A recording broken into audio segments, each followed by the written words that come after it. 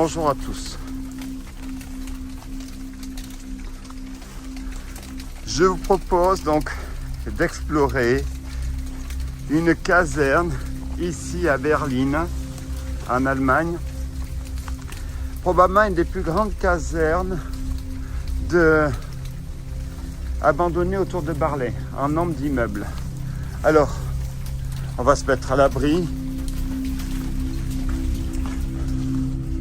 Avant toute chose, pensez à vous abonner sur la chaîne Urbex et Clémence sur YouTube. Instagram, pensez à vous abonner sur Instagram, abandonnette.urbex.world. Vous aurez donc une multitude de visites. La petite cloche, n'oublions pas la petite cloche, de liker la petite cloche, de cliquer la petite cloche pour être informé donc de toutes les explorations. 200 pays, 3000 vidéos, enfin plus 600 en stock.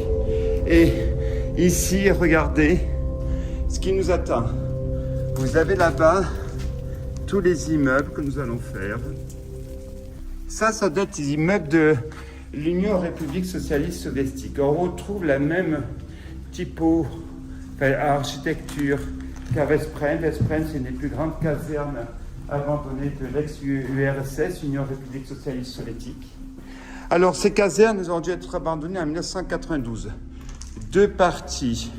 Là, on voit bien qu'on est sur une architecture antérieure des années 30, de la brique.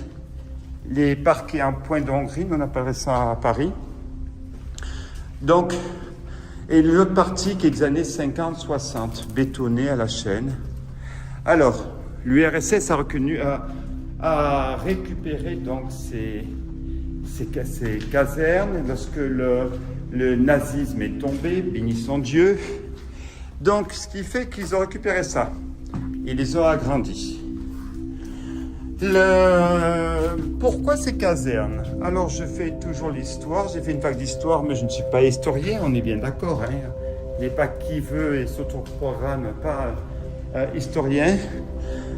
C'est Göring qui avait commencé à mettre ce qu'on appelait des écoles paramilitaires, mais qui ne portaient pas de nom militaire. Pourquoi? Parce que le traité de Versailles, à la sortie de la guerre de 1914-1918, interdisait donc l'Allemagne d'avoir une armée. Ah, mais la France fermant les yeux, le nazisme montant, Göring étant là au pouvoir avec ses amis Hitler, Himmler et compagnie. Goebbels, d'ailleurs, vous avez des vidéos sur la maison abandonnée de Goebbels sur ma chaîne. Eh bien, du jour au lendemain, ils ont proclamé tout ça en militaire. Puis après, vous connaissez les histoires, hein, le nazisme, etc., avec toute la panoplie des horreurs. Alors, on y va pour cette exploration. On va monter à l'étage. Vous imaginez bien que cette caserne, c'est au vu et la grandeur, nous avons 30 bâtiments à visiter. 30. Pas 1, 2, 30. Une quinzaine dans ce jus-là, si je puis dire, dans le même niveau que ça, c'est-à-dire les années 30, avec en face les deux parties, je ne sais pas si vous voyez, vous en avez un ici et un qui est sur la droite là-bas, que vous aurez sur les vidéos. Je ne fais pas des vidéos qui dépassent les 5 minutes, hein, jamais. 15 minutes, c'est vraiment très rare. Alors, on va visiter. J'ai laissé un peu la place à la musique parce que là, je parle, et vous allez avoir le même discours sur toutes mes chaînes.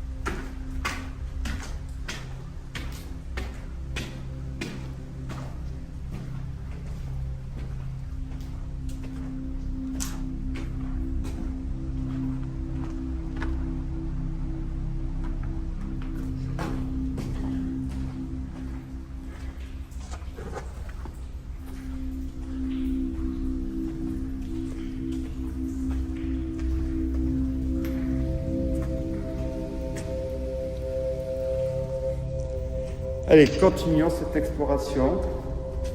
Alors, vous avez imaginé, c'est à répétition. Une des plus grandes casernes abandonnées, j'en connais deux. Il y en a une qui est du côté de Vladivostok, à 40-60 km au nord-est de Vladivostok. Je n'y suis pas allé, je la connais parce que tout ce qui est militaire, généralement, n'a pas de secret pour moi. Ça, c'est une chose. L'autre, c'est celle de à côté de Veszprém. C'est fou. Il faut absolument y aller, c'est en Hongrie, évidemment. Oh, on peut donner l'adresse. Regardez la totalité des immeubles qu'il y a à faire. Je ne sais pas si vous imaginez tous ces immeubles qu'il y a à visiter. Allez, continuons notre exploration ici en Allemagne.